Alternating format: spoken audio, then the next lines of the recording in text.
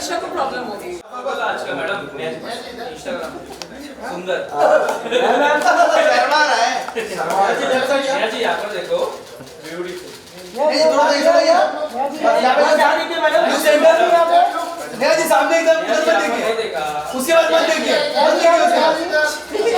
नेहा जी इकडे माझ्याकडे चावट नेहा जी चावट इसका दिशा बदल चुका है मैम नेहा मैडम इसका दिशा बदल चुका है ये ले लिया मैंने। ले मैम यहाँ पे इसको फाइन लगेगा।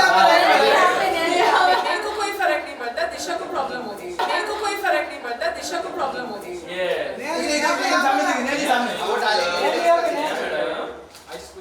नेहा जी सामने नेहा जी यहाँ पे मैम डन हो जाएगा यहाँ पे मैम मैम इधर इधर यहाँ पे मैम यहाँ पे मैम यहाँ पे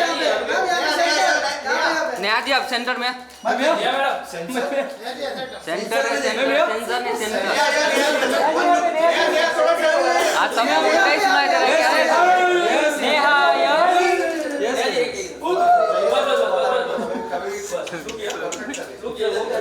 सोल बदमाश। नेहा जी इधर इधर ही देखना मैडम अगली बार नहीं लगेंगे